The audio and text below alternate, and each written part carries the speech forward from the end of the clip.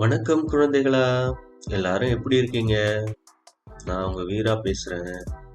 இப்ப நான் உங்களுக்கு அருமையான ஒரு கதை சொல்லப் போறேன். அந்த கதையில முக்கியமான கதாபாத்திரம் ஒரு பையன் தான். அந்த பையனுடைய பேராசை என்ன ஆச்சுங்கிறத இந்த கதையில பார்க்கலாம். புரியுதுங்களா? சரி, வாங்க கதைக்குள்ள போவோம். ஒரு பெரிய புளிய மரம்.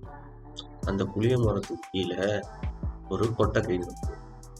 அந்த கொட்டகையில அங்கேருந்து பறிச்சுட்டு வர சுத்தி இருக்கக்கூடிய முந்திரி தோப்புலேருந்து பறிச்சுட்டு வர முந்திரி கொட்டைகளை அங்க உள்ள பானைகள்ல போட்டு வைக்கிறது அந்த குடும்பத்துல வழக்கம். இந்த மாதிரி கொட்டைகளை அந்த பானைகள்ல போட்டு வச்சிருக்க பார்த்த அந்த சிறுவன் என்ன பண்றான், அந்த கொட்டைகளை எடுத்து சாப்பிடணும் அப்படின்னு நினைச்சுக்கிட்டு அங்க உள்ள பானைகள்ல கைய விடுறான். பானைகள்ல கைய விட்டோன்னு அவன் கையால முந்திரி கொட்டைகளை எடுக்கிறான். எடுத்த பிறகு அவனுடைய கை ஃபுல்லா உள்ள போய் கொட்டைகளை கவ்வி கை ஃபுல்லா கொட்டைகள் இருக்கு, முந்திரி கொட்டை. ஆனா கையை எடுத்து பார்க்கறேன், கையால எடுக்க முடியல. மறுபடியும் எடுத்து பார்க்கறேன், எடுக்க முடியல. ஐயோ, கை மாட்டிக்கிச்சேன்னு சொல்லிட்டு ஒரு மாதிரி படபடப்போட என்ன பண்றதுன்னு தெரியாம மூச்சுக்கிட்டு இருக்கான். மறுபடியும் முயற்சி பண்றான், கையை எடுக்கவே முடியல. மறுபடியும் முயற்சி பண்றான், கையை எடுக்கவே முடியல. உடனே அங்க பக்கத்துல இருந்த அவங்க சித்தப்பா உடனே கொட்டைக்கு வந்துட்டாரு.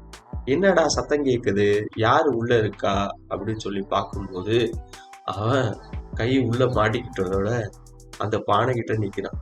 என்னடா மகனே, இங்க என்னடா பண்ற, ஏன்டா நிக்கிறேன்? இல்ல சித்தப்பா, நான் முந்திரி கொட்டை எடுக்கிறதுக்காக கையை உள்ள விட்டேன், கை மாட்டிக்கிச்சு, எடுக்க முடியல அப்படின்னு. கையில கொட்டைகளை புடிச்சு வச்சிருக்கியாடா அப்படின்னாடா. உடனே அவன், ஆமா சித்தப்பா, நான் கைகள்ல நிறைய கொட்டைகள் இருக்கு, அந்த கைகள் உள்ள கொட்டையை கீழே போட்டுட்டு ஒரு கொட்டையை மட்டும் எடு அப்படின்னா. அதே மாதிரி எல்லா கொட்டையும் கீழே போட்டுட்டு ஒரே ஒரு கொட்டையை மட்டும் எடுத்துக்கிட்டு வெளியில கை எடுக்கிற, கை ஈஸியா வந்துடுச்சு. ஸோ இதுல இருந்து என்ன தெரியுது உங்களுக்கு? எதுவுமே அதிகமா எடுத்துக்கும் போது அது நமக்கு தொந்தரவை தான் கொடுக்கும். நமக்கு தேவையான அளவை நாம சரியா எடுத்துக்கிட்டோம்னா அதனால நமக்கு எந்த பிரச்சனையும் வராது. இதுதான் இந்த கதையிலேருந்து தெரிஞ்சக்கூடிய அர்த்தம். இதனால நமக்கு தேவையானது மட்டும் நம்ம எடுத்துக்கிட்டு அதன் மூலம் வாழ்க்கையை நடத்தினோம்னா ரொம்ப சந்தோஷமா இருக்கும். இந்த கருத்தை நீங்க ஏத்துக்கணும். இதுக்காக உங்களுக்கு ஒரு உதாரணம் சொல்ல விரும்புறேன். இந்த ஆப்பிரிக்க நாடுகள் அப்படின்னு சொல்லிட்டு இருக்கும். அந்த நாட்டுகள்ல குரங்க வச்சு தண்ணி கண்டுபிடிப்பாங்க. தண்ணி எங்க இருக்கு, ஏன்னா அந்த ஆப்பிரிக்காவில் தண்ணி கிடைக்கிறது ரொம்ப கஷ்டம். அப்படியே தண்ணி கிடைச்சாலும் எங்க கிடைக்குதுன்னு தேடி பார்க்கறதுக்குள்ள அது பொழுது போயிடும். அதனால தண்ணியை கண்டுபிடிக்கிறதுக்காக. ஆனா இதுல ஒரு முக்கியமான விஷயம் என்னன்னு பாத்தீங்கன்னா, அங்க உள்ள குரங்குகளுக்கு மட்டும் தண்ணி எங்க இருக்குன்னு மட்டும் நல்லா தெரியும். இதை கண்டுபிடிக்கிறதுக்கு அவங்க என்ன பண்ணுவாங்க, ஒரு பொந்துக்குள்ள உப்பு இருக்குல்ல, உப்பு நம்ம வச்சிருக்க உப்பை உள்ள தூக்கி கொடுப்பாங்க. ஏன்னா உப்பு கூட அங்க கிடைக்காதுதான், உப்பு இல்லாம தான் இருக்கிறதால அங்க உள்ள உப்பு கிடைக்காது.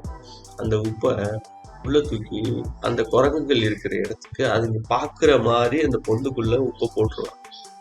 இந்த பார்த்து இருந்த குரங்கு என்ன பண்ணும், ஏதோ உள்ள போய் போடுறான்டா அப்படின்னு சொல்லி கிட்டக்க போய் மோந்து பார்த்துட்டு கையை உள்ள விடும்.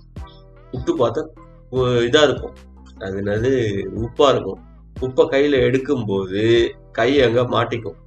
உடனே போய் அந்த ஆளுங்க குரங்க பிடிச்சிருவாங்க.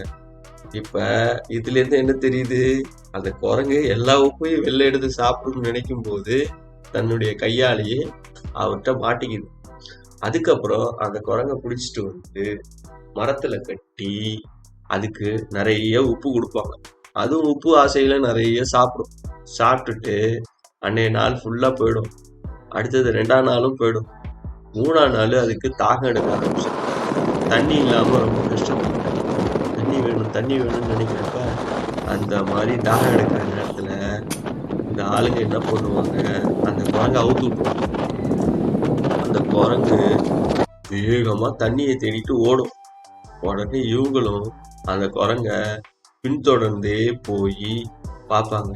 அது நல்ல மலை இடுக்குகள்ல காடுகள்ல மலை இடுக்குகள்ல போய் அழகா ஒரு நீரோடையை பார்த்து தண்ணி குடிக்கும். உடனே அதை வச்சு இங்க தண்ணி இருக்கு அப்படின்னு கண்டுபிடிப்பாங்க. ஸோ இதுல இருந்து இதுவும் ஒரு உதாரணமா நம்ம எடுத்துக்கணும். ஏன்னா அங்க கூட குரங்கோட பேராசையில தானே அது கைகள் மாட்டப்படுகிறது. அதனால பேராசைப்படாம தனக்கு என்ன தேவையோ அதை மட்டும் எடுத்து வாழும்போது நம்ம சந்தோஷமான வாழ்க்கையை வாழலாம். நன்றி குழந்தைகளே.